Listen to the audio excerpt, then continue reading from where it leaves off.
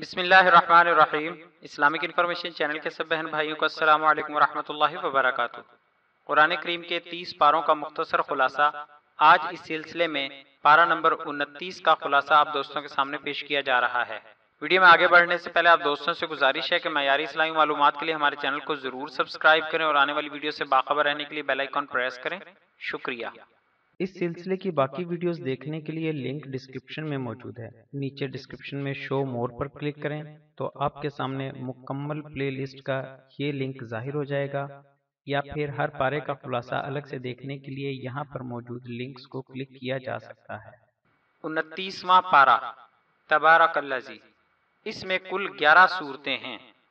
Number 1 سورہ ملک، number 2 سورہ قلم، نمبر 3 سورۃ الحاقہ، نمبر 4 سورۃ المعارج، نمبر 5 سورہ نوح، نمبر 6 سورہ جن، نمبر 7 سورہ مزمل، نمبر 8 سورہ مدثر، نمبر 9 سورۃ القیامہ، نمبر 10 سورہ دہر، نمبر 11 سورہ مرسلات۔ سورہ ملک، اس میں سب سے پہلے توحید کا بیان کیا گیا۔ نمبر 2 اس میں جہنم میں داخل ہونے والوں اور داروغ جہنم کے درمیان مکالمہ بیان کیا گیا۔ سورہ قلم، نمبر 1 باغ والوں کا واقعہ کہ جن کا باغ غرباء اور مساکین کے حقوق کی ادائیگی نہ کرنے کے نتیجے میں آگ کی نظر ہو گیا، اس کا بیان کیا گیا۔ نمبر 2 نبی کریم صلی اللہ علیہ وآلہ وسلم کے اخلاق عالی کا بیان ہے۔ سورۃ الحاقہ، نمبر 1 مختلف قوموں کے عذاب میں گرفتار کیے جانے کا بیان ہے۔ نمبر 2 قیامت کے وقوع کا بیان اور اچھے لوگوں کے جنت میں داخل ہونے اور بروں کے جہنم میں جانے کا بیان اور اسباب کا تذکرہ ہے۔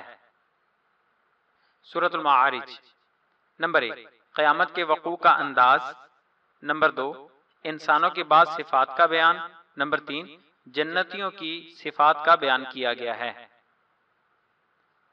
سورہ نوح، نمبر 1 نوح علیہ السلام کی طویل تبلیغ اور ان کے طریقہ دعوت کا بیان کیا گیا ہے۔ نمبر 2 استغفار کے فوائد بیان کیے گئے کہ بارش نازل ہوگی، مال میں اضافہ ہوگا، نرینہ اولاد ملے گی، باغات اور نہریں حاصل ہوں گی۔ نمبر 3 ود، سواع، یغوث، یعوق اور نصر بتوں کا بیان کہ نوح علیہ السلام کی قوم نے کہا کہ ہم انہیں نہیں چھوڑ سکتے۔ سورہ جن، نمبر 1 نبی کریم صلی اللہ علیہ وآلہ وسلم وادی نخلا میں گئے، نماز میں قرآن مجید کی تلاوت کر رہے تھے، جنوں کی ایک جماعت کا گزر ہوا تو انہوں نے قرآن مجید سنا اور ایمان لے آئے۔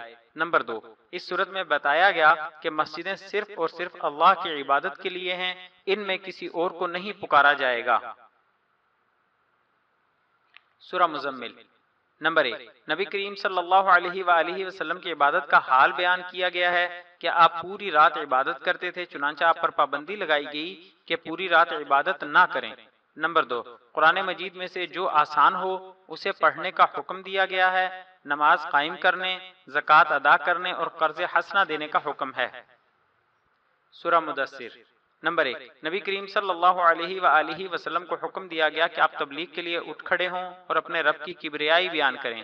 نمبر 2 نبی کریم صلی اللہ علیہ وآلہ وسلم کی پیروی سے انکار کرنے والے جہنم کا ایندھن بنیں گے اور پھر جہنم کی بعض صفات کا بیان ہے۔ نمبر 3 جنتیوں اور جہنمیوں کا مکالمہ ہے اور جہنم میں داخل ہونے کے اسباب کا بیان ہے کہ ہم نمازی نہیں تھے، مسکینوں کو کھانا نہیں کھلاتے تھے، ہم گپ ہانکا کرتے تھے اور قیامت کو جھٹلاتے تھے۔ سورۃ القیامہ، نمبر 1 جب قیامت قائم ہوگی انسان حیران ہوگا اور کہے گا این المفر، یعنی کہاں بھاگ کر جاؤں، لیکن وہاں نہ کوئی بھاگ سکتا ہے اور نہ تو رب کی پکڑ سے بچ سکتا ہے۔ نمبر 2 جب نبی کریم صلی اللہ علیہ وآلہ وسلم پر وحی نازل ہوتی تو آپ جلدی جلدی پڑھتے کہ کہیں بھول نہ جاؤں۔ اللہ نے فرمایا اے نبی کریم صلی اللہ علیہ وآلہ وسلم آپ جلدی نہ کریں بلکہ غور سے سنیں، پڑھانا ہماری ذمہ داری ہے۔ نمبر 3 قیامت کے دن بہت سے چہرے تر و تازہ ہوں گے اور اپنے رب کو دیکھ رہے ہوں گے اور بہت سے چہرے پژمردہ ہوں گے۔ سورہ دہر، انسانوں پر ایک ایسا دور بھی آیا ہے کہ جب وہ کچھ بھی نہ تھے، پھر اللہ نے آدم سے وجود بخشا۔ نمبر 2 جنتیوں اور جہنمیوں کا بیان ہے۔ نمبر 3 نبی اکرم صلی اللہ علیہ وآلہ وسلم کو آنے والی اذیتوں پر صبر کی تلقین کی گئی ہے اور صبح و شام رب کے ذکر و فکر میں مشغول رہنے کا حکم دیا گیا ہے۔ اس پارے کی آخری سورت ہے سورہ مرسلات۔ نمبر 1، اس سورت میں قیامت کا بیان اور اس کے وقوع کے وقت آسمان، پہاڑ اور ستاروں کی کیا حالت ہوگی اس کا نقشہ کھینچا گیا ہے۔ نمبر 2، قیامت کے وقوع، مجرموں کو دبوچ لیے جانے، انسان کی پیدائش، زمین کا بنایا جانا، اس میں مضبوط پہاڑوں کا رکھنا، اور پھر جہنم کے شعلوں کا بیان، کافروں اور مشرکوں کا قیامت کے دن نہ بولنا، اور ان کے علاوہ بہت سی چیزوں کا تذکرہ کرتے ہوئے بار بار یہ کہا گیا کہ ان واضح چیزوں کے جھٹلانے والوں کے لیے تباہی ہے، اور یہ بات تقریباً 10 مرتبہ دہرائی گئی ہے، اور آخر میں کہا گیا کہ اگر تم ان باتوں پر ایمان نہیں رکھتے تو پھر کس بات پر ایمان لاؤ گے۔ آخر میں آپ دوستوں سے گزارش ہے کہ ہماری حوصلہ افزائی کے لیے ہماری ویڈیوز کو لائک اور شیئر ضرور کریں۔ شکریہ، جزاک اللہ خیرہ۔